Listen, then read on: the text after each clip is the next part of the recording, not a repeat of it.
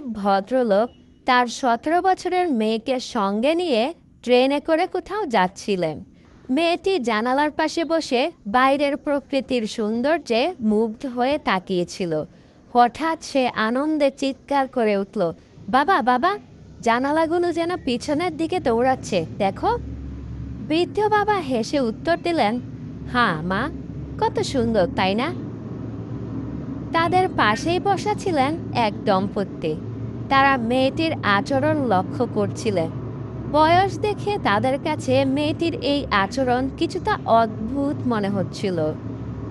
হঠাৎ মেয়েটি আবারও বলে উঠল, বাবা দেখো না, মেঘগুলো আমাদের সঙ্গে দৌড়াচ্ছে।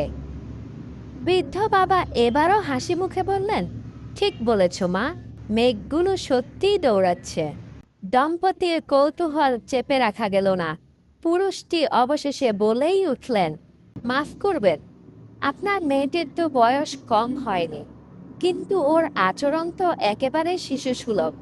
আপনি কি ওকে ডাক্তার দেখাননি? বৃদ্ধ লোকটি ধীরে ধীরে তাদের দিকে তাকালেন। চোখে মুখে কোনো রাগ বা বিরক্তি নেই, বরং ছিল শান্তির ছাপ আর এক গভীর আনন্দ। তিনি মৃদু হেসে উত্তর দিলেন, হ্যাঁ বাবা, আমরা হাসপাতাল থেকেই ফিরছি। আমার মেয়ে জন্ম থেকেই অন্ধ ছিল। গত সপ্তাহেই ওর চোখের অপারেশন হয়েছে।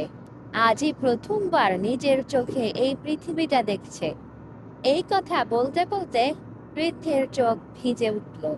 তিনি গলা সামলে আবার বললেন, যা আপনাদের কাছে শিশুসুলভ মনে হচ্ছে, সেটাই আমার মেয়ের জীবনের প্রথম আনন্দ। বৃদ্ধের কথা শুনে দম্পতি আর কোনো কথা বলতে পারলেন না। শুধু লজ্জায় মাথা নিচু করে চুপচাপ বসে রইলেন।